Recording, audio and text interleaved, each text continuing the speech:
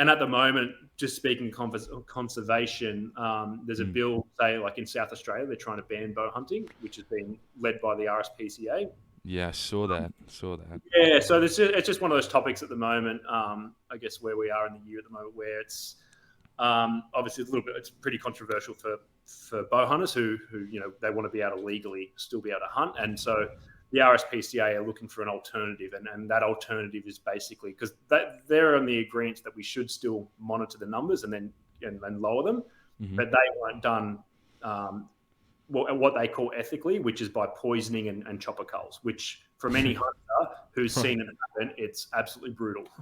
Yeah, I've seen lots of videos, Yeah. and I have friends that grew up rural Australia and stuff like that who have done it and stuff like that, done the culling and stuff like that, because they got hectares and hectares of land and stuff like that. They got to do it, brother. It is anything but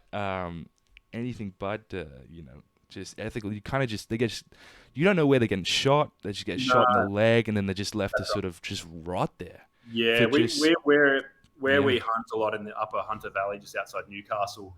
That's where they just absolutely pumping, and they've shot just this year. They've shot, I think it's 4,000 to 5,000 deer, and we've found them on our legally. They're not supposed to hunt them on private, as in shoot them out of choppers on private property. But when they're up there, they're not looking at borders and things like that. Yeah. So we've found deer with bullet holes in their hips and stuff, and so they've obviously died after being disabled and just basically starved to death or bled out or whatever else it is. So it's pretty confronting when you see it, and not to mention just the act of injuring and hurting wildlife, which most hunters, I'd say 99.9% of hunters I know, don't want to do that. It's pretty confronting seeing a deer just go to waste, firstly because of the meat, and also just an animal being put in that situation where they're obviously injured and haven't gone out on a nice way. Yeah, absolutely. That's one of the amazing things that really stuck with me when I first heard about all this stuff is that hunting and the culling of the numbers and stuff like that, and actually being very respectful to the deer and the way that you hunt and especially the way that Cameron Haynes trains, at least, to be the ultimate sort of predator, as he sort of says. It's so that you can always try and guarantee that you hit the vitals, and so it dies in a couple of seconds instead of just maiming it. And that's always stuck with me, is that hunters being such a vital part of conservation, because that's not the narrative you're told, right? And I think I remember on one of the podcasts he talked about a lot of the conservation efforts, right, come from hunting in Africa. A lot of the people think it always comes from safaris and things like that, like sightseeing safaris and photography type of things, but it doesn't. It comes primarily from guys going out there and grabbing a couple tags and stuff. Yeah, exactly. I mean, it's one of those things, and that the whole the trophy hunting in Africa, it's a pretty touchy subject for most people. For sure. Yeah. And it's weird because even me as as a hunter myself, I understand the situation pretty well, but there's still certain things that, even though I know it's all good, I still kind of get a bit when I see someone I don't know, it's more just when I see, I don't know, if someone's shot, I don't know, an elephant or something, I don't like seeing it. Yeah. However, there's what people don't realize. There's areas of, say, Zimbabwe where there's an influx of elephants. There's too many. And what happens is the way they make good money for conservation through Africa is, let's just say you got a tribe of elephants, and what they will do, they will literally go through a village, they'll destroy it. They'll just kick everything over. So the villagers absolutely hate them. They don't want them there because they eat all their farming, all the crops and stuff they get going. And so what they'll do, an animal, say like a bull elephant, will get to an age where he won't breed anymore. So what will happen is that this elephant will just go and he will try and kill the younger elephants who are trying to breed the other females. Right. But he won't breed them. So he'll fight with them because he doesn't want them to have it. But so the idea is that, if there's a hunting organization over there that can identify this, they're like, okay, cool, we've got a problem elephant here.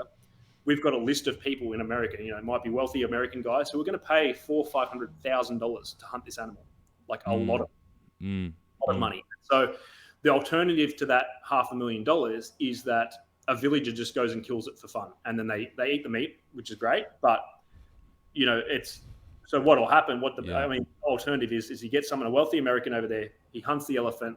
He pays his $450,000, whatever the tag is, to get all that. you know, he's not taking the meat home, so he gives the meat to the villagers anyway, and then the part of the trophy, he wants the head, he wants the tusks and all that kind of shit. course. So he wants to take that back to America, which, yes, listen, I for me, it's not for me. I'm not interested in doing it myself, but I totally understand it, and I understand it's helping the situation and it's not hindering it per se. So, it's just one of those things. Like, I've never been huge into like advertising, and you've probably seen on Instagram and stuff, we won't have any trophy photos really. That's all and things. Going back to what you were saying about just, you know, laying out the bait, and just, you know, if we don't already have enough just toxins in our water supply already, like what are we doing? Like, what are we doing? These forever chemicals, which a lot of these baits are, you know, have in them, plus a lot of other terrible stuff.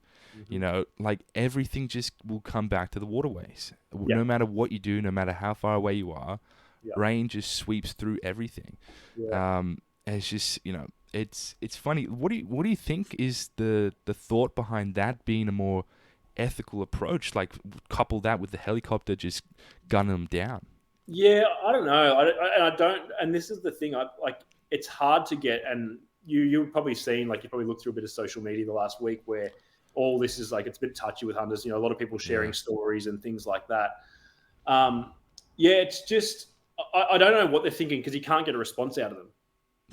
A lot of those government agencies, they've had a way that they've been doing for the last 50 years, like poisoning and things. And they're like, well, why do anything else? We haven't actually, someone obviously proposed it at one point, said, this will work, and it works. But as far as being ethical, it's just not.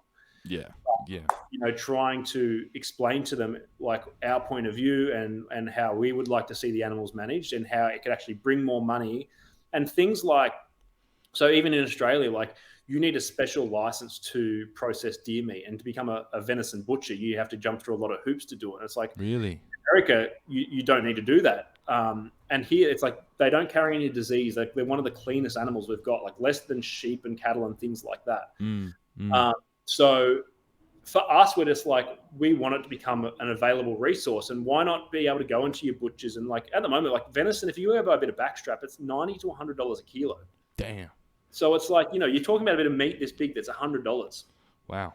And we're like, obviously it's super expensive, but like, make it more available. Like, instead of, you know, these chopper culls, like, maybe even like get hunters to go in there, and whether they're happy to pay, and then they give away some of the meat, or what, you know, as long as they've got the right, you know, cool rooms and stuff, where if the government can provide something like that, like, you know, people would happily do it and happily give that meat back to butchers. And then far out, like, there's people who are struggling to afford food, and like, hunters will be the first people to say, hey, take this. Like, it's a free resource, and it's so freaking good for you. It's higher protein than beef. I mean, you eat it, and it's like, it feels like it gets turbocharged in your veins. I don't know what about it, whether there's like some secret testosterone in male deer or something. But honestly, whether it's kind of like that primordial thing that kind of lights in your brain when you have it, it's just like, I feel like I've got more energy than I've ever had. So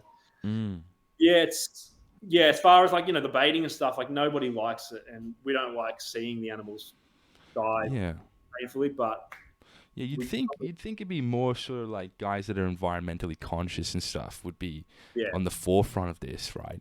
But because it's so, you know, the flip side of the coin is like hunting is involved and all this sort of thing, they don't want to be associated in that conversation, it seems. Type of thing. It's hard, and you know, with anything like this, when a lot of politics get involved, it's just you know, the tape that's so easy to cut just becomes impossible.